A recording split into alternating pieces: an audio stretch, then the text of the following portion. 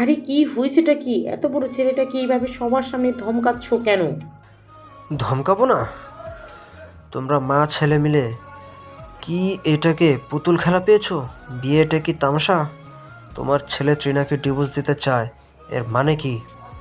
ত্রিনা সিঁড়ির এক কোণে দাঁড়িয়ে সব শুনছিল। বাপছেলের এই বাদানুবাদের মাঝে কথা বলার সাহস সে পাচ্ছিল না। চারিদিকে এক থমথমে পরিস্থিতি। আরিয়ান এবার কিছুটা শক্ত হয়ে উত্তর দিল, আব্বু, আমার আইনি অধিকার আছে ডিভোর্স দেওয়ার। আমি আর পারছি না তৃণার সাথে একটা মিথ্যে বিবাহ বন্ধনে আবদ্ধ থাকতে। আদমির রাগে হিতাহিত জ্ঞানশূন্য হয়ে আরিয়ানের দিকে হাত তুলতে গেলে ঠিক সেই মুহূর্তে তিনা বিদ্যুৎ বেগে এসে মাঝখানে দাঁড়িয়ে বাবার হাতটা আগলে ধরল। পুত্রবধূর করুণ মুখচ্ছবি দেখে আদমির্জা থমকে গেলেন। পর মুহূর্তেই একরাশ ক্লান্তি আর হতাশা নিয়ে ধপ করে সোফায় বসে মাথায় হাত রাখলেন। আরিয়ান তিনার দিকে এক দৃষ্টিতে রাগি চোখে তাকিয়ে থেকে কোনো কথা না বলে কটকট করে উপরে নিজের রুমে চলে গেলেন। ড্রয়িং রুমে তখন এক বিষণ্ণ আর থমথমে নিস্তব্ধতা। কিছুক্ষণ পর তিনা নিজের মনে ঝড় সামলে নিয়ে হাতে এক কাপ গরম কফি নিয়ে উপরে গেল। রুমে ঢুকে দেখলো আরিয়ান বিছানার একপাশে মাথা নিচু করে বসে আছে। তার দৃষ্টি ফুলরে স্থির। লোকটার পুরো অবয় জুড়ে যেন আগ্নেয়গিরির লাভা খেলা করছে।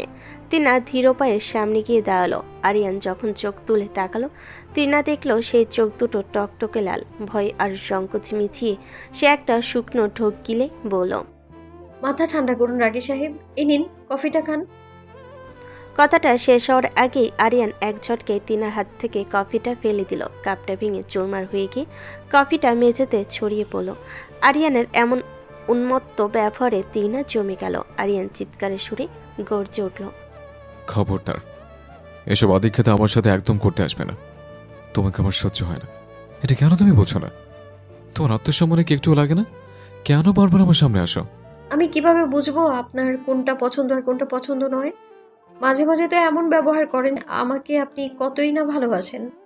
মুহূর্তে ঘরটা স্তব্ধ হয়ে গেল একটা সজোরে থাপ্পড়ের শব্দে। আরিয়ান তিনার গালে হাত তুলেছে। খবরদার, ভালোবাসার কথাই মুখে আর উচ্চারণ করবে না। এই শব্দটা শুনলে আমার মস্তিষ্কে রক্তক্ষরণ শুরু হয়। তিনা গালে হাত দিয়ে স্তব্ধ হয়ে দাঁড়িয়ে রইল। আজ আরিয়ান কোনো ট্রমার মধ্যে নেই। সম্পূর্ণ স্বাভাবিক অবস্থায় সে নিজের ইচ্ছায় তিনার উপর হাত তুলেছে। তিনার দু চোখ বেয়ে অবিরল অশ্রু গড়িয়ে পড়তে লাগলো। আরিয়ান হঠাৎ তিনার এই বিধ্বস্ত চেহারার দিকে তাকিয়ে কেমন যেন থমকে গেল।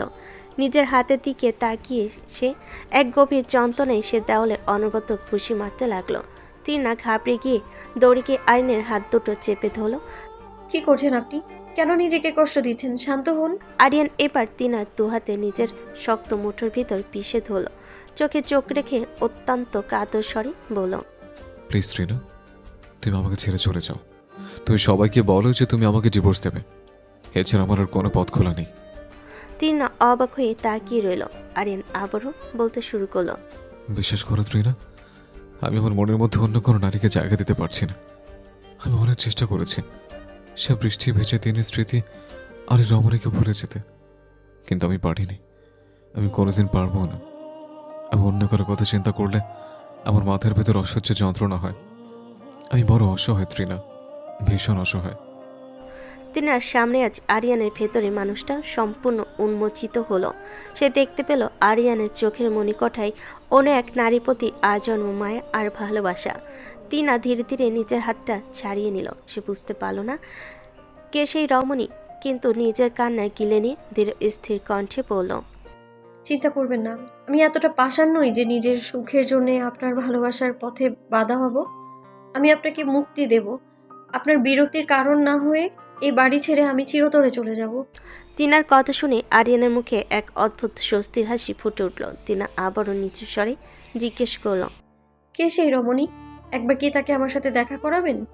কখনো যদি দেখা হয় তবে সবার আগে তোমার সাথে তাকে পরিচয় করিয়ে দেব। তিনা আর কোনো প্রশ্ন না করে ঘর থেকে বেরিয়ে এলো। কেন জানি নিজের অজান্তে তার কলিজাটা আজ ছিঁড়ে যাচ্ছে। আরিয়ানের অন্য নারীর প্রতি এত অগাধ প্রেম দেখে কি তবে তার হিংসা হচ্ছে? কেন হবে? আরিয়ান কাকে ভালোবাসলো তাতে তার কি আসে যায়? তিনা নিজের মনকে প্রশ্ন করলেও কোনো উত্তর পেল না। শুধু দু চোখ উপচে নোনা জল গড়িয়ে এলো। রোহান শাওনিতে ঢোকার পর থেকে মিতু পাথরের মতো বিছানার কোণে বসেছিল। সারা রাত চোখের পাতা এক করতে পায়নি সে। হুট করে তার নজর গেল টেবিলের উপর রাখা রোহানের ফোনটার দিকে। একবার মনে হলো ফোনটা হাতে নিয়ে দেখে এই 4 বছরে রোহান কার সাথে কতটা জড়িয়েছে, কিন্তু তাদের সম্পর্কের দীর্ঘ ইতিহাসে কখনোই একে অপরের ফোন চেক করার মতো নিচতা ছিল না। মিতু দীর্ঘশ্বাস ফেলে রুম থেকে বেরিয়ে যেতে চাইল। ঠিক তখনই ফোনটা উচ্চ শব্দে বেজে উঠল। মিতু অবজ্ঞা করতে চেয়েও পারল না। স্ক্রিনের দিকে চোখ পড়তেই তার বুকের ভেতরটা ধক করে উঠল। স্ক্রিনে ভিশোটা নামটা দেখে তার সারা শরীর কাঁপতে শুরু করলো। মৃত্যু টলমল হাতে ফোনটা হাতে তুলে নিল। ঠিক সেই মুহূর্তে ওয়াশরুমের দরজা খুলে রোহান বেরিয়ে এলো। ভেজা চুলে তোয়ালে ঘষতে ঘষতে সে গম্ভীর কণ্ঠে গর্জে উঠল। আমার ফোন কেন হাতে নিয়েছো তুমি? মৃত্যু চমকে পেছন পেল। রোহান এক ছটকে মৃত্যুর হাত থেকে ফোনটা ছিনিয়ে নিল। মৃত্যু স্থির থাকতে পারল না। কাপা আঙ্গুলে ফোনের দিকে ইশারা করে বলল, এসব কি রোহান? এই মেয়ে তোমাকে কেন কল করেছে? তো তুমি কি ওর সাথে নিয়মিত যোগাযোগ রাখো? হ্যাঁ, কথা বলি। তাতে তোমার কি সমস্যা? আমার কি সমস্যা মানে? তুমি জানো না ও আমাদের সাথে কি করেছে? তুমি কেন ওর সাথে কথা বলবে? তুমি কি সব ভুলে গেছো? রোহান নিচের হাতের ভেজা তোয়ালেটা সজোরে ফুলে ছুঁড়ে মারল। তার শান্ত চোখ দুটো মুহূর্তে রক্তবর্ণ হয়ে উঠল। হাহাকার ভরা কণ্ঠে সে চিৎকার করে বলল, না, আমি কিচ্ছু বলিনি মিতু। আমার সব মনে আছে। তোমার সেই বিভৎস আসল রূপটাও আমার খুব ভালো করে মনে আছে। এতগুলো বছর প্রবাসে আমি বুকে পাথর চাপা দিয়ে কাটিয়েছি শুধু এই দিনটার জন্য। তুমি একবারও ভাবলে না কি করে পারলে? তুমি আমার নিজের রক্তকে, আমার সন্তানকে এভাবে পৃথিবীর আলো দেখার আগে শেষ করে দিতে? তোমার হাত একবারও কাঁপলো না? তোমার গর্ভে থাকা ওই নিষ্পাপ শিশুটির জন্য একটুও মায়া হলো না, যাকে নিয়ে তার বাবার হাজারো স্বপ্ন বুনেছিল? আমার সন্তানকে তুমি পৃথিবীর মুখ দেখতে দাওনি মিতু। তুমি একজন খুনি। রোহানের প্রতিটি শব্দ যেন মৃত্যুর কানে তপ্ত সীসার মতো বিঁধল। সে অস্পষ্ট আর্তনাদ করে একবার পিছিয়ে গেল। তার চারপাশের দেওয়ালগুলো যেন ঘুরছে। যে দূর স্বপ্নকে সে 4 বছর ধরে মনের গহীনে কবর দিয়ে রেখেছিল, আজ তাকে এভাবে সামনে দাঁড়াতে হবে তা সে কল্পনা করেনি। মৃত্যুর ঠোঁট কাঁপছে, কিন্তু গলা দিয়ে কোনো স্বর বের হচ্ছে না। 4 বছর আগে সেই অভিশপ্ত স্মৃতিগুলো ঝড়ের বেগে তার চোখের সামনে ভেসে উঠল। মির্জা বাড়িটা বিশাল বিস্তৃত জায়গা নিয়ে তৈরি। বাড়ির পেছনের দিকে রয়েছে এক বিশাল বাগান। আম, জাম, কাঁঠাল ভিড়ে আরও কত যে গাছগাছালি তার ইয়াত্তা নেই। সন্ধ্যা ঘনিয়ে এসেছে। এমন সময় আদনানের কানে হেডফোন গুঁজে ডিস্কো গানে তাল মেলাতে মেলাতে বাগানের পথ দিয়ে হেঁটে যাচ্ছিল। শরীর নাচিয়ে তার সে কি ছন্দ। হঠাৎ এক বিশাল আম গাছের নিচ দিয়ে যাওয়ার সময় কোত্থেকে যেন একটা তেঁতুল টুপ করে তার গায়ে পড়ল। আদনান অবাক হয়ে নাচ থামালো। কান দিয়ে হেডফোন সরিয়ে হাতে তুলে নিল বস্তুটা। খুঁটিয়ে খুঁটিয়ে দেখে তার চক্ষু চরগাছ। আরে এ তো আস্ত একটা তেঁতুল। অথচ মির্জা বাড়ির এই ত্রিসীমানায় কোনো তেঁতুল গাছ নেই। বাড়ির মহিলারা বিশ্বাস করেন তেঁতুল গাছে ভূত থাকে, তাই ওই গাছে কেউ ভুলেও লাগায় না। আদনান একটা শুকনো ঢোক গিল। সন্ধ্যায় ঝাপসা আলোয় তার মনে হলো কোনো পেতনি বোধ হয়ে কোথা থেকে তেঁতুল নিয়ে এসে এখন এখানেই আস্থানা গেড়েছে। এইভাবে আদনানের হাঁটু দুটো থরথর করে কাঁপতে শুরু করলো। ঠিক তখনই উপরে ডাল থেকে একটা ভুতুরে আওয়াজ ভেসে এলো। হাউ মাউ খাও, মানুষের গন্ধ পাও। ভয়ে আদনানের শরীরের রক্তে যেন হিম হয়ে গেল। সে অতি কষ্টে মাথা তুলে উপরের দিকে তাকালো। তাকাতে তার আত্মাটা শুকিয়ে যাওয়ার জোগাড়। গাছের একটা ডালে ধপধপে সাদা পোশাক পরা কি যেন একটা জুবুথুবু হয়ে বসে আছে। আদনান দুহাত জোর করে কাপা কাপা গলায় বলে উঠল, দয়া করো পেতনি আপা, খোদার কসম আমি তোমার কোনো ক্ষতি করতে আসিনি, আমাকে যেতে দাও। আদনানের অবস্থা দেখে পাথরের সেই মূর্তিটি ফিকফিক করে হাসতে লাগলো। হাসি থামিয়ে সে ধীরে ধীরে ডাল বেয়ে নিচে নামতে শুরু করলো। আদনানের তখন পালানোর শক্তিটুকু নেই, সেটাই দাঁড়িয়ে কাঁপছে। সাদা পোশাক পরে সেই রহস্যময়ী যখন গাছ থেকে একেবারে মাটিতে নেমে এলো, আদনান আর সহ্য করতে পারল না। ভয়ে চোখ উল্টে ধপাস করে মাটিতে লুটিয়ে পড়ল। সাদা পোশাক পরা পেতনি আসলে ছিল নওশী। আদনানকে ওভাবে ধপাস করে মাটিতে লুটিয়ে পড়তে দেখে নওশী প্রথমে ঘাবড়ে গেল। সে দ্রুত মুখ থেকে সাদা কাপড়টা সরালো। আদনানের মতো সাহসী দাবি করার ছেলে এভাবে অজ্ঞান হয়ে গেছে দেখে সে প্রথমে একটু হাসলো, কিন্তু পরক্ষণে তার মনে হলো সত্যি কি অজ্ঞান হয়ে গেল। নৌশি দৌড়ে আদনানের কাছে গিয়ে তার মুখ নাড়াতে লাগলো। কিরে আদু ভাই, সামান্য ভয় পেয়ে এভাবে অজ্ঞান হয়ে গেলি? ওঠ! কিন্তু আদনানের কোনো সাড়া নেই। নৌশি বারবার ডাকলো, ধাক্কা দিল, কিন্তু আদনান যেন পাথরের মতো নিথর। এবার নৌশির মনে এক অজানা ভয় চেপে বসলো। সে কাঁপতে কাঁপতে আদনানের নাকের কাছে হাত রাখলো। নিঃশ্বাস পড়ছে না। নৌশি আটকে উঠল, তার চোখ বেয়ে হু হু করে জল নামলো। সে কেঁদে উঠল। এই আদু, ওঠ না! কি হয়েছে তোর? এমন করছিস কেন? নৌশি পাগলের মতো কান্নাকাটি শুরু করলো। কাউকে ডাকার মতো শক্তিও সে পাচ্ছে না। চোখ বন্ধ করে আদনানের পুরো মুখ আঁকড়ে ধরে শব্দ করে কাঁদতে লাগলো। ঠিক তখনই এক গম্ভীর আর চেনা কণ্ঠস্বর ভেসে এলো। কি রে নাতানের বাচ্চা, কি হয়েছে শুনি? কণ্ঠস্বর শুনে নৌশি চটজলদি চোখ খুলো। দেখলো আদনান এক চোখ খুলে মুখে এক বিটকেল বাঁকা হাসি ঝুলিয়ে রেখেছে। অর্থাৎ এতক্ষণ যা হলো সবটাই ছিল আদনানের পাল্টা নাটক। নৌশির পুরো মুখ কান্নায় লাল হয়ে গেছে। আদনানকে বেঁচে থাকতে দেখে সে আবারও ফোপাতে ফোপাতে কেঁদে উঠল। আদনান উঠে বসে হাসতে হাসতে বলল, কি রে, এভাবে কাঁদছিস কেন? তুই ভয় দেখাতে পারিস, আর আমি একটু মজা করলে তোর দোষ? নৌশি যেন এবার হিতাহিত জ্ঞান হারিয়ে ফেল। সে হুট করে আদনানের বুকে ঝাঁপিয়ে পড়ল। আদনানের বুকে মাথা রেখে তার সে কি কানা। নৌশিকে এভাবে ভেঙে পড়তে দেখে আদনান ভীষণ অবাক হলো। তার তামাশা করার মুডটা মুহূর্তে মিলান হয়ে গেল। সে মায়ায় পড়ে নৌশিনের মাথায় হাত বুলিয়ে শান্ত করতে করতে বলল, আচ্ছা বাবা, সরি, একদম সরি, আর কখনো এমন মজা করবো না, কেমন? থাম এবার। নৌশি কিছুক্ষণ এইভাবে ফুফিয়ে কাঁদছিল। হঠাৎ যখন তার হুঁশ ফিরল যে সে কার বুকে মাথা রেখে আছে, অমনি সে এক ঝটকে আদনানকে ধাক্কা দিয়ে সরিয়ে দিল। নিজের অন্যায় চোখ মুছতে মুছতে রাগে ফেটে পড়ল নৌশি। তুই আসলেই একটা পচা ছেলে।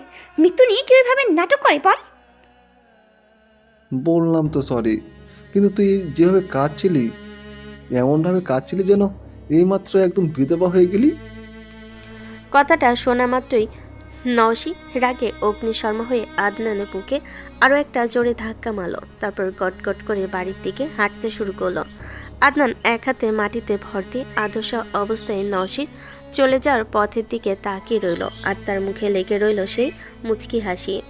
রাহি বেগম দেখলেন নৌশি হন্তদন্ত হয়ে বাড়ির ভেতর ঢুকছে। তাকে দেখেই তিনি প্রশ্ন করলেন, কোথায় গিয়েছিলি এতক্ষণ? বাগানে গিয়েছিলাম। তোর ভাবি কোথায় রে? দুপুর থেকে তো মেয়েটাকে একবারও রুম থেকে বের হতে দেখলাম না। কোন ভাবি? মিতু ভাবি?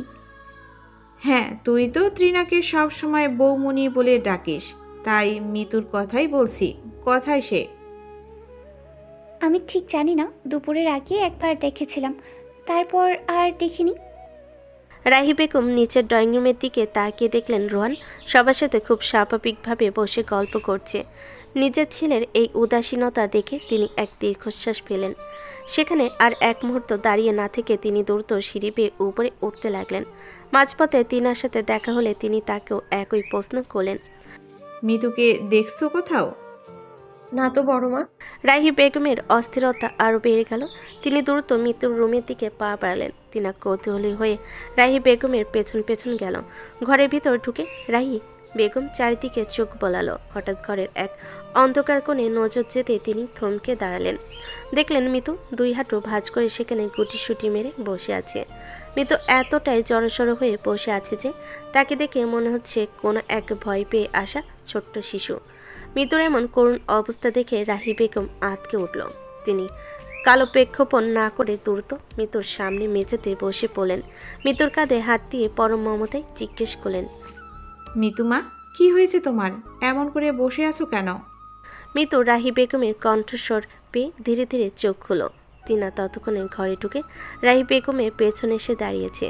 মিতুর চোখ দুটো লাল হয়ে আছে, যা দেখে রাহি বেগম দ্বিতীয়বার আটকে উঠলেন। তিনি কিছু জিজ্ঞেস করার আগে মিতু অবোধ শিশুর মতো রাহি বেগমকে জড়িয়ে ধরে হু হু করে কেঁদে উঠল। রাহি বেগম তাকে বুকে টেনে নিয়ে শান্ত করার চেষ্টা করছেন, কিন্তু মিতুর কান্না যেন থামা নয়। তিনা কিছুই বুঝতে পারছে না। তবে মিতুর এই বুক ফাটা আর্তনাদ দেখে তার নিজের চোখেও বারবার ভিজে উঠছে। রাহি বেগম মিতুর মুখটা নিজের হাতের আঁচলে তুলে পরম মমতায় জিজ্ঞেস করলেন, কি হয়েছে মা? আমায় খুলে বলো। মা, আমি খুনি। আমি আমার নিজের সন্তানের খুনি। সীমা, এসব কি বলছো তুমি? আমরা সবাই জানি সেদিন কি হয়েছিল। তুমি নিজেকে কেন দোষারোপ করছো? মা, আমি আমার সন্তানকে রক্ষা করতে পারিনি, সব দোষ আমার। আজ রোহান আমাকে বলল আমি নাকি তার রক্তকে ধ্বংস করেছি। ও মা, আপনি বলুন না, আমি কি সত্যিই আমার সন্তানকে মেরেছি? আমি কি সত্যিই খুনি? মিতুর কণ্ঠস্বর যন্ত্রণায় কাঁপছে। রাহি বেগম বারবার তাকে চুপ করতে বলল, মিতু শান্ত হলো না। হঠাৎ তিনা লক্ষ্য করলো মিতু খুব জোরে জোরে এবং ঘন ঘন শ্বাস নিচ্ছে। তিনা দ্রুত মিতুকে ধরতে গেল। তিনার প্রশ্নবোধক দৃষ্টি দেখে রাহি বেগম বলেন, মিতুর শ্বাসকষ্টের সমস্যা আছে। বড় মা, দ্রুত মিতু ভাবির নেবুলাইজারটা নিয়ে আসুন প্লিজ। রাহি বেগম হন্তদন্ত হয়ে চারিদিকে খুঁজলেন, কিন্তু হঠাৎ মনে পড়ল মিতু গতকালই বলেছিল ওষুধ শেষ হয়ে গেছে। তিনি বিফল হয়ে ফিরে আসতেই তিনা চিৎকার করে উঠল। প্লিজ সবাইকে ডাকুন, ভাবিকে এক্ষুনি হসপিটাল নিয়ে যেতে হবে। তিনা দেখল মিতুর শরীর কাঁপছে। প্রতিটি নিঃশ্বাস নিতে তাকে রীতিমতো যুদ্ধ করতে হচ্ছে। তিনা মিতুকে নিজের বুকের সাথে জড়িয়ে ধরল। শান্ত হও ভাবি, কিছু হবে না তোমার। কিন্তু মিতুর আচ্ছন্ন অবস্থায় বারবার শুধু একটা কথাই বলে যাচ্ছে, আমি খুনি না, আমি আমার সন্তানের খুনি না। রাহি বেগম উপর থেকে আর্তনাদ করে সবাইকে ডাকতে শুরু করলেন। সেই চিৎকার শুনে রোহান সবার আগে দৌড়ে ঘরে এলো। ঘরে ঢুকে মিতুর এই মুমূর্ষ অবস্থা দেখে সে থমকে গেল। এক মুহূর্তের জন্য রোহান অনুভব করলো তার বুকের ভেতরটা যেন ভেঙে চুরমার হয়ে যাচ্ছে।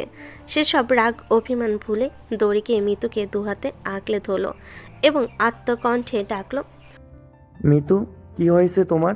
মিতু, তাকাও আমার দিকে। মিতুর ছটফটানি দেখে রোহানের ভেতরটা দুমড়ে মুছে যাচ্ছিল। মিতু অবশ্যই আশা হাতে রোহানের টি শার্টটা খামচে ধরে শেষবারের মতো বুক ভরে দম নেওয়ার চেষ্টা করছিল। সাধারণত পুরুষরা সবার সামনে কাঁদে না, কিন্তু আজ রোহানের চোখে বাঁধ ভেঙে গিয়েছে। তার সেই কান্না উপস্থিত কারোর চোখ এড়ালো না। এক মুহূর্তে দেরি না করে রোহান মিতুকে পাজকোলা করে তুলে নিয়ে হাসপাতালের দিকে ছুটল। মিতুর চোখের দৃষ্টি ক্রমশ ঝাপসা হয়ে আসছিল, আর রোহান বারবার ওর কানে কানে বলছিল, তোমার খুব কষ্ট হচ্ছে মিতু, তাই না? আর একটু ধৈর্য ধরো মিতু, আমরা পৌঁছে গেছি। অর্ধচেতন অবস্থায় মিতুর ঠোঁটজোড়া বারবার নড়ছিল। সে শুধু একটা কথাই বলতে চাইছিল, আমি খুনি না, আমি আমার সন্তানকে। কিন্তু বাক্যটা পূর্ণ করার আগে সে নিস্তেজ হয়ে পড়ল। হাসপাতালে পৌঁছানোর কিছুক্ষণের মধ্যে বাড়ির সবাই হাজির হলো। আরিয়ানও খবর পেয়ে ছুটে এসেছে। মিতুকে তড়িঘড়ি করে ইমার্জেন্সি রুমে নিয়ে যাওয়া হলো। রোহান বাইরের দরজায় কাছের ওপাশে চাতক পাখির মতো চেয়ে আছে। ভেতরে মিতুর মুখে অক্সিজেন মাস্ক পরানো হয়েছে। তার শরীরটা সাদা চাদরের উপর অসহায় দেখাচ্ছে। রোহান ডুকরে কেঁদে উঠল।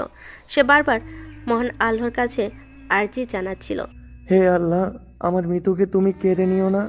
করিডোরের এক কোণে রাহি বেগম বসে ডুকরে কাঁদছিলেন। হঠাৎ তার মনে পড়ে গেল মিতু সে আর্তনাদ, মা, রোহান আমাকে খুনি বলেছে। মুহূর্তের মধ্যেই রাহি বেগমের শোক রাগে পরিণত হলো। তিনি হিতাহিত জ্ঞানশূন্য হয়ে উঠে দাঁড়ালেন এবং হনহনিয়ে গিয়ে রোহানের সামনে দাঁড়ালেন। রোহান কিছু বুঝে ওঠার আগেই রাহি বেগম তার গালে সজোরে ঠাস ঠাস করে চর বসিয়ে দিলেন। রোহান নড়ল না, প্রতিবাদও করল না, শুধু মাথা নিচু করে দাঁড়িয়ে রইল। রাহি বেগম চিৎকার করে উঠলেন, সিহ রোহান, তোকে আমার সন্তান বলতে লজ্জা লাগছে। তুই কিভাবে পারলি একটা মায়ের মাতৃত্বকে এভাবে অপমান করতে? যে মেয়েটা 4 বছর ধরে নিজের ভেতরে একটা শোকের পাহাড় বয়ে বেড়াচ্ছে, তাকে তুই খুনি বললি? বলে তিনি আবার রোহানের গালে চর বসালেন। তিনা আর আরিয়ান দৌড়ে এসে রাহি বেগমকে জাপটে ধরল। আরিয়ান গম্ভীর গলায় বলল, বড় মা, শান্ত হও, এটা হাসপাতাল। তিনা রাহি বেগমকে সরিয়ে নেওয়ার চেষ্টা করতে করতে মিতুর রুমের দিকে তাকালো। ঠিক তখনই একজন নার্স ইমার্জেন্সি রুম থেকে বেরিয়ে এসে ভুরু কুঁচকে বলেন, প্লিজ আপনারা শান্ত হন, এখানে এভাবে চিৎকার চেঁচামেচি করবেন না। ভেতরে পেশেন্টের অবস্থা আশঙ্কাজনক, আপনাদের এই শব্দে তার সমস্যা হতে পারে। নার্সের কথাই পুরো করিডোর এক পিনপতন নীরবতা নেমে এলো। রাহি বেগম কান্নায় ভেঙে পড়লেন, আর রোহান দেওয়ালের সাথে হেলান দিয়ে ধপ করে মেঝেতে বসে পড়ল।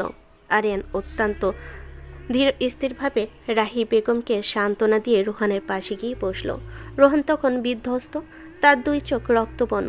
আরিয়ানকে দেখা মাত্র সে পাগলের মতো তার হাত চেপে ধরল। অবরুদ্ধ কণ্ঠে আরজি জানালো, আরিয়ান বল না, আমার মিতুর কিছু হবে না? ও সুস্থ হয়ে ফিরে আসবে তো? আরিয়ান দীর্ঘশ্বাস ফেলে রোহানের কাঁধে হাত রাখল। তাকে পাশের বেঞ্চে বসিয়ে শান্ত গলায় বলল, হ্যাঁ ভাইয়া, ও সুস্থ হয়ে যাবে। কিন্তু তুমি আজ যা করেছো তার ব্যাখ্যা কি? ট্রিনা আমাকে সব বলেছে। তুমি কেন ভাবিকে খুনে বললে সেটা আমার মাথায় আসছে না।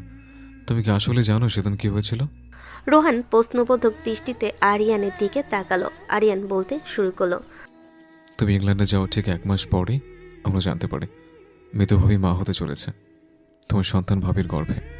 এই সংবাদে পুরো বাড়ি উৎসবে মেতেছিল। তুমিও জানতে। সবচেয়ে খুশি তো তুমি হয়েছিলে। ভাবি সারাদিন তোমার সাথে কথা বলতো আর অনাগত সন্তানের স্বপ্ন দেখত। কিন্তু ভাবির যখন 5 মাস, তখন হুট করে একদিন আজকের মতো তীব্র শ্বাসকষ্ট শুরু হয়। অবস্থা এতটাই খারাপ হয়েছিল যে তাকে দ্রুত হাসপাতালে নিতে হয়েছিল। ডাক্তাররা আপ্রাণ চেষ্টা করেছিলেন, কিন্তু মৃত ভাবিকে বাঁচাতে গিয়ে তোমার সন্তানকে বাঁচানো সম্ভব হয়নি। রোহানের চোখের পলক পড়ছে না। সে পাথরের মতো স্থির হয়ে শুনছে। আরিয়ান আবার বলল, বাড়ির সবাই তোমাকে তখনই জানাতে চেয়েছিল, কিন্তু মৃত ভাবি আমাদের হাত ধরে কসম দিয়েছিল। বলেছিল তুমি বিদেশে একা আছো। এই খবর শুনলে তুমি ভেঙে পড়বে, হয়তো নিজের কোনো ক্ষতি করে বসবে। কয়েকদিন পরেই তো তোমার বাড়ি ফেরার কথা ছিল। ভাবে চেয়েছিল তুমি আমাকে এলে নিজের বুকে মাথা রেখে সে শোক ভাগ করে নেবে। সে তোমাকে আগলে রাখতে চেয়েছিল ভাইয়া। রোহান যেন আকাশ থেকে পড়ল। সে হন্তদন্ত হয়ে দাঁড়িয়ে চিৎকার করে উঠল, এই কথাটা তোরা আগে কেন বলিসনি আমাকে? কেন আমাকে অন্ধকারে রাখলি? কিভাবে বলতাম ভাইয়া? ওই ঘটনার ঠিক 2 দিন পর থেকে তো তুমি ভুল পাল্টে ফেললে। কারোর সাথে কথা বলা বন্ধ করে দিলে। মেধু ভাবির ফোন ধরা বন্ধ করলে। এমনকি ভাবির নাম নিলে তুমি কল কেটে দিতে। দিনের পর দিন ভাবি ফোন করে কেঁদেছে, তুমি ধরনি। আজ তুমি ভাবিকে প্রশ্ন করছো? উল্টা আমাদের বলো ইংল্যান্ডে এমন কি হয়েছিল যে হুট করে তুমি পাল্টে গেলে? কেন তুমি ভাবিকে ঘৃণার চোখে দেখতে শুরু করলে? রোহান কোনো উত্তর দিতে পারল না। তার কানে তখন মৃত সেই শেষ কথাগুলো বাজছে। আমি খুনি না, আমি আমার সন্তানের খুনি না। সে বুঝতে পারল দীর্ঘ 4 বছর সে এক মস্ত বড় ভুল আর মিথ্যা অপবাদের বোঝা নিয়ে বেরিয়েছে, যা আজ তার মৃত্যুর দুয়ারে দাঁড় করিয়ে দিয়েছে। রোহান আর কোনো কথা বলতে পারল না। তার পা দুটো যেন মাটির সাথে মিশে যেতে চাইছে। সে টলমলো পায়ে আবারও ইমার্জেন্সি রুমের সামনে গিয়ে দাঁড়ালো। ঠিক সেই মুহূর্তে ডাক্তার বেরিয়ে আসলেন। সবার উদ্বিগ্ন মুখের দিকে তাকিয়ে তিনি অভয় দিয়ে বললেন, সবাই স্বস্তির নিঃশ্বাস ফেল। রোহানা নিজেকে আটকে রাখতে পারল না। সে প্রায় ঝড়ের বেগে রুমের ভিতর ঢুকে পড়ল। একজন নার্স তাকে বাধা দিতে গেলে ডাক্তার ইশারায় থামিয়ে দিয়ে বলেন, যেতে দাও ওকে। রোহান অতি সাবধানে মৃত্যুর বিছানার পাশে রাখা টুলটাই বসল। মৃত্যুর মুখে তখনও অক্সিজেনের মাস্ক লাগানো। মুখটা একদম রক্তহীন ফ্যাকাশে হয়ে আছে। মৃত্যুর এই বিধ্বস্ত রূপ দেখে রোহানের বুকের ভেতরটা আবার হাহাকার করে উঠল। সে অতি সপ্তপনে মৃত্যুর একটা হাত নিজের 2 হাতের মুঠোয় পুড়ে নিল। নিজের উষ্ণ ঠোঁট মৃত্যুর হাতে ছুঁয়ে দিয়ে সে গুমড়ে কেঁদে উঠল। কাপা কাপা কণ্ঠে রোহান বিড়বিড় করে বলতে লাগলো, মিতু, ও মিতু, শুনতে পাচ্ছ? আমার নীলাঞ্জনা। তোমাকে তো আমি এই নামেই ডাকতাম, তাই না? আমাকে ক্ষমা করবে না? একবার চোখ খোলো প্লিজ। তোমার রোহান চিরকাল তোমারই ছিল মিতু। শুধু ভুল মানুষের বিষাক্ত কথায় আমার মনটা বিষিয়ে গিয়েছিল। আমি আজও তোমাকেই ভালোবাসি। আমায় ক্ষমা করো নীলাঞ্জনা। সে মৃত্যুর হাতে কপাল ঠেকে অঝরে কাঁদতে লাগলো। অতীতে সেই কালো দিনগুলো চলচ্চিত্রের মতো তার চোখের সামনে ভেসে উঠতে লাগলো। ভার্সিটিতে থাকাকালীন মৃত্যুর সহপাঠী রিনা তাকে পাগলের মতো পছন্দ করত, কিন্তু রোহান তাকে কখনোই পাত্তা দেয়নি। তার মনে কেবলই মৃত্যুরই বসবাস ছিল। বিয়ের পর স্কলারশিপ পেয়ে ইংল্যান্ডে যাওয়ার সময় রোহান মিতুকে ছেড়ে যেতে চায়নি। মিতুই জোর করে পাঠিয়েছিল তার স্বপ্ন পূরণের জন্য। সেখানে যাওয়ার পর যখন মিতুর মা হওয়ার খবর পেল, রোহানের সে কি আনন্দ! কিন্তু সেই সুখ ছিল ক্ষণস্থায়ী। একদিন হঠাৎ এক অচেনা নাম্বার থেকে হোয়াটসঅ্যাপে কল আসে। রিনা তাকে জানে মিতু নাকি অন্য সম্পর্কে জড়িয়ে নিজের গর্ভের সন্তান নষ্ট করে দিয়েছে। রোহান প্রথমে বিশ্বাস করেনি, কিন্তু যখন বাড়িতে কল করে রিনার কথার সত্যতা পেল যে বাচ্চাটা নষ্ট হয়ে গেছে, তখন তার পুরো পৃথিবী উল্টে পাল্টে গেল। যে মিতুকে জীবনের চেয়ে ভালোবাসতো তাকে সে মনে মনে চরম ঘৃণা করতে শুরু করলো। মানুষের মন যখন একবার ভেঙে যায় তখন ধ্রুব সত্যকেও মরীচিকা মনে হয়। রোহান সেই বিষাক্ত মরীচিকার পেছনে 4টা বছর অন্ধ হয়ে ছুটেছিল, যার চরম মূল্য আজ মিতু দিতে বসেছে। বড়রা সবাই মিতুকে বিপদ মুক্ত দেখে বাড়ি ফিরে গেছে, কিন্তু রোহান এখনও মিতুর বিছানার পাশে পাথর হয়ে বসে আছে। আরিয়ান আর তিনা হাসপাতালের করিডোরে একটা বেঞ্চে বসে রইল। এই অবস্থায় রোহানকে একা ফেলে যাওয়ার সাহস তাদের কারোরই হলো না। রাত বাড়ছে, সেই সাথে বাড়ছে তিনার চোখের ঘুম। তিনা বারবার হাই তুলছে দেখে আরিয়ান নিচু স্বরে বলল, এত রাত জাগার অভ্যাস নেই আমার উরুতে মাথা রেখে কিছুক্ষণ ঘুমিয়ে থাকো। তিনা আরিয়ানের দিকে একবার আর চোখে তাকালো, তারপর মুখ ঘুরিয়ে বিড়বিড় করে বলল, পুরুষ মানুষ তো সবসময় শুধু ফায়দা লুটতে চায়। কথাটা তিনা খুব আস্তে বলল। আরিয়ানের কানে পৌঁছাতে একদম দেরি হলো না। আরিয়ান ভুরুকুচকে গিয়ে খেপে গিয়ে বলল, কি বললে তুমি? আমি ফায়দা লুটতে চাচ্ছি? তোমাকে একটু আরাম দিতে চাওয়াটা কি ফায়দা লোটা হলো? না না, ওভাবে বলিনি, সরি। এরপর বেশ কিছুক্ষণ দুজনেই চুপচাপ বসে রইল। একসময় ক্লান্ত তিনা চেয়ারের পেছনে মাথা ঠেকিয়ে গভীর ঘুমে তলিয়ে গেল। আরিয়ান খেয়াল করলো ঘুমের ঘরে তিনার মাথাটা বারবার ঝুলে পড়ছে। সে খুব সাবধানে অতি মমতায় তিনার মাথাটা নিজের বুকের সাথে মিশিয়ে নিল, যাতে ঘুমে তার কোনো কষ্ট না হয়। তিনা যেন ঘুমের ঘরে এক পরম নিরাপদ আশ্রয় খুঁজে পেল। সে অবচেতন মনে আরিয়ানের বুকে মুখ গুজে দিয়ে কুটিসুটি মেরে শুয়ে রইল। আরিয়ান নিজের ফোনটা পাশে রেখে এক দৃষ্টিতে তিনার শান্ত মুখটার দিকে তাকিয়ে রইল। এই মুহূর্তে মেয়েটাকে একদম কোনো নিষ্পাপ শিশুর মতো লাগছে। কোনো কিছু এলোমেলো চুল তিনার কপালে আর গালে এসে পড়ছে। আরিয়ান নিজের আঙ্গুল দিয়ে খুব আলতো করে চুলগুলো সরিয়ে দিল। এবার তিনার মুখটা চাঁদের আলোর মতো স্পষ্ট দেখা যাচ্ছে। আরিয়ান অপলক তাকিয়ে থাকতে থাকে হঠাৎই আবেগপ্রবণ হয়ে পড়ল। কোনো কিছু না ভেবে সে অত্যন্ত কোমলভাবে তিনার কপালে নিজের উষ্ণ ঠোঁটের স্পর্শ দিল। সেই স্পর্শে তিনা ঘুমের ঘরে একটু কেঁপে উঠল। সেই কাঁপন আরিয়ানের হৃদয় একটা জোরালো ঢেউ তুলল। আরিয়ান বিদ্যুৎ বেগে নিজেকে সরিয়ে নিয়ে চোখ বন্ধ করে ফেলল। নিজের মনকে নিজে প্রশ্ন করলো, এ কি করলো আরিয়ান, কেন করলো? কিন্তু ভেতর থেকে কোনো পরিষ্কার উত্তর এলো না। শুধু এক অদ্ভুত ভালো লাগার অনুভূতি তার সারা শরীরে ছড়িয়ে পড়ল। আরিয়ান আবারও ঘুমন্ত তিনার মুখের দিকে তাকালো এবং তার অজান্তে ঠোঁটের কোণে এক চিলতে হাসি ফুটে উঠল। পরের দিন দুপুরের দিকে মিতুকে হাসপাতাল থেকে ডিসচার্জ করে দেওয়া হলো। মিতু এখন পুরোপুরি সুস্থ, তবে শরীরের উপর দিয়ে বয়ে যাওয়া ঝড়ের ধকলটা এখনও রয়ে গেছে। বড়দের পরামর্শে মিতু আর রোহানকে একটা আলাদা গাড়িতে পাঠানো হলো, যাতে তারা দুজন একান্তে কিছুটা সময় কাটাতে পারে এবং মনের পঞ্জীভূত ভুল বোঝাবুঝিগুলো মিটিয়ে নিতে পারে। অন্যদিকে আরিয়ান আর তিনা অন্য একটি গাড়িতে করে বাড়ির দিকে রওনা দিল। আরিয়ান খুব মনোযোগ দিয়ে গাড়ি চালাচ্ছে, কিন্তু তিনা খেয়াল করলো মনোযোগ শুধু রাস্তার দিকে নেই। আরিয়ান বারবার আর চোখে তিনার দিকে তাকাচ্ছে। আরিয়ানের এই চোর চোর চাহনি দেখে তিনা হঠাৎ গলা খাকারি দিয়ে উঠল। মুখে দুষ্টামি মাখা হাসি নিয়ে বলল, কি ব্যাপার রাগী সাহেব, আজ আপনাকে ঠিক তেমন রাগী রাগী লাগছে না কেন? তিনার কথা শুনে আরিয়ান বেশ হকচকিয়ে গেল। সে নিজেকে সামলে নিয়ে চট করে গম্ভীর হওয়ার একটা ব্যর্থ চেষ্টা করলো। মুখে জোর করে কাঠিন্য আনার চেষ্টা করলো। আজ যেন কিছুতেই কাজ হচ্ছে না। রাগের বদলে এক ধরনের অপ্রস্তুত ভাব ফুটে উঠেছে তার চোখে মুখে। আরিয়ানের এই দশা দেখে তিনা খিলখিল করে হেসে উঠল। আরিয়ান ভুরু কুঁচকে বিরক্তি প্রকাশের ভান করে বলল, হয়তো খেছো না তো, বিরক্ত লাগছে।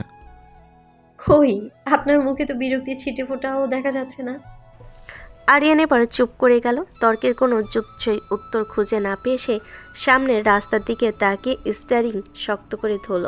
ঠিক তখনই তিনার গলাটা একটুখানি নামিয়ে নাটকীয় ভঙ্গিতে বলে উঠল, জানেন রাগী সাহেব, গতকাল রাতে যখন করিডোরের ওই শক্ত চেয়ারটায় ঘুমালাম, তখন হঠাৎ বিশাল বড় একটা মশা আমার কপালে কামড় দিয়েছিল।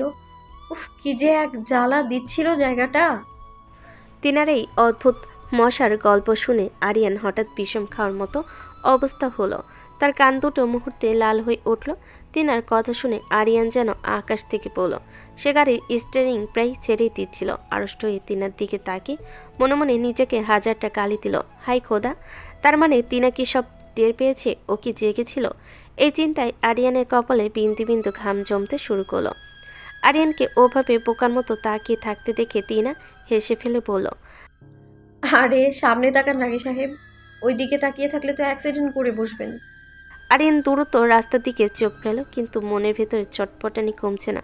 সে খুব নিচু আর জড়সড় গলায় জিজ্ঞেস করলো, তুমি তুমি কি তখন জাগ্রত ছিলে?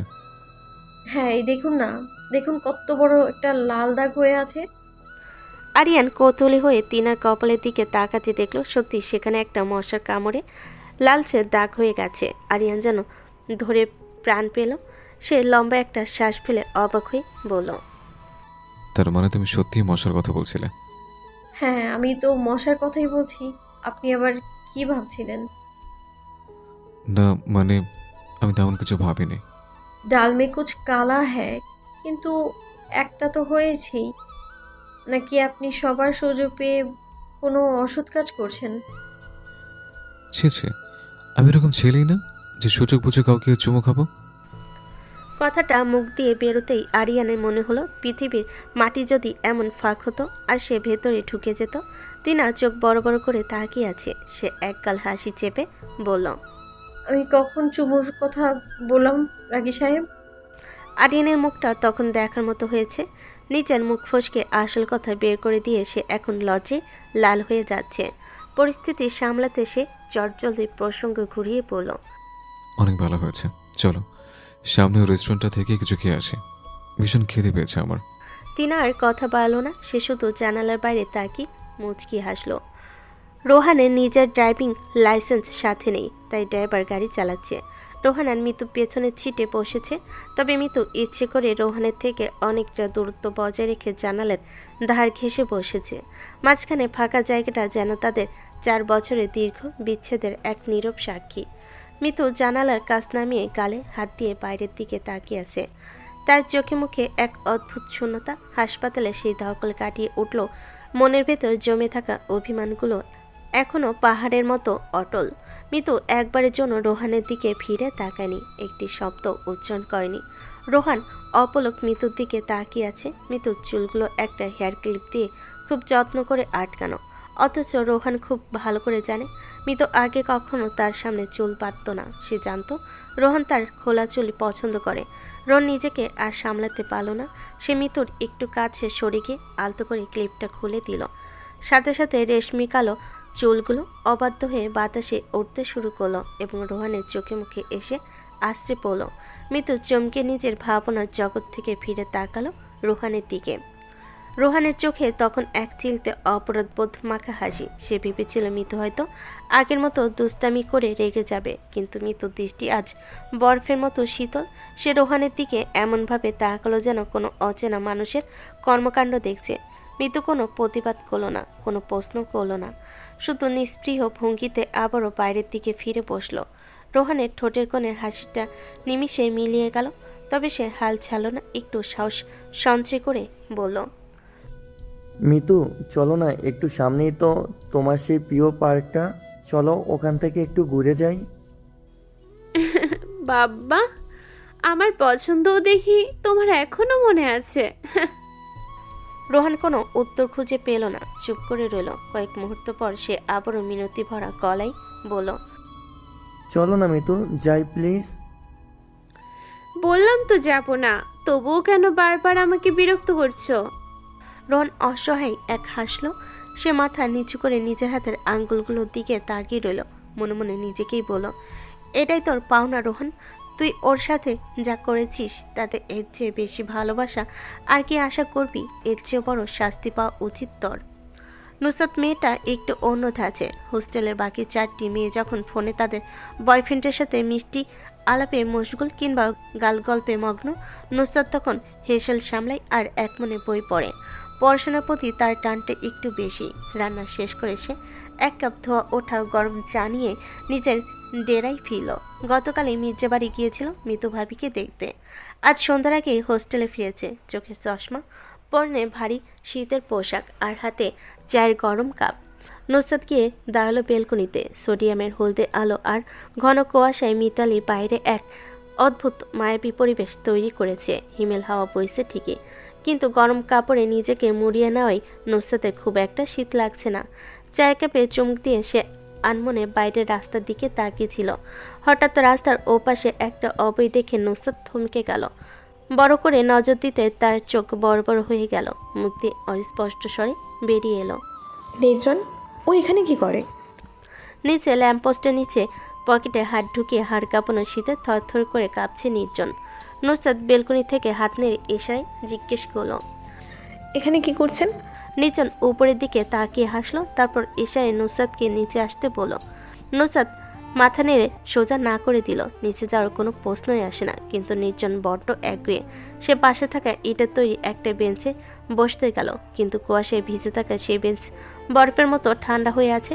সাত করে ওঠাই সে আবার লাফিয়ে উঠে দাঁড়ালো। উপর থেকে নির্জনের এই কাণ্ড দেখে নুসরাত হাসি চেপে রাখতে পারল না। নির্জন আবারও কাচুমুচু মুখে ইশারায় বোঝালো, প্লিজ একটু নিচে আসুন, খুব জরুরি দরকার। নুসরাত শেষমেশ নিজেকে আর আটকে রাখতে পারল না। এক অদৃশ্য মায়ার শিকল যেন তাকে বেলকনি থেকে নিচের গেটের দিকে টেনে নিয়ে গেল। ঘর থেকে বের হওয়ার আগে গায়ে বাড়তি একটা চাদরও ভালো করে জড়িয়ে নিল সে। নুসরাত নিচে নামতে নির্জনের উজ্জ্বল মুখটা চোখে পড়ল। ছেলেটার হাসিটা বড্ড ছোঁয়াছে।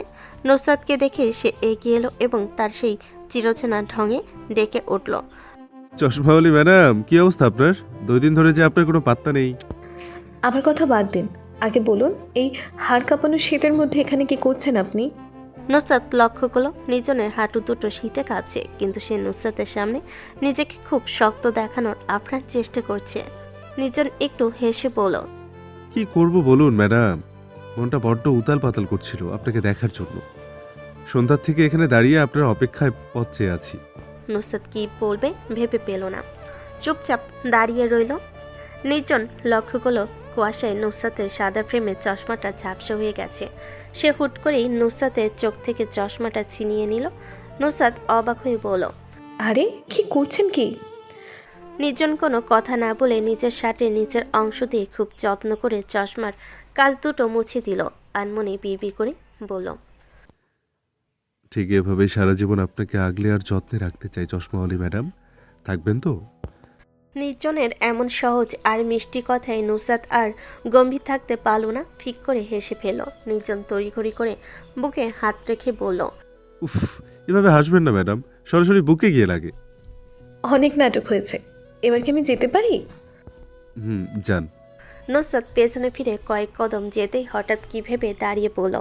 পেছনে তাকিয়ে দেখল নির্জন তখনও এক জায়গায় স্থির হয়ে ওর চলে যাওয়া দেখছে।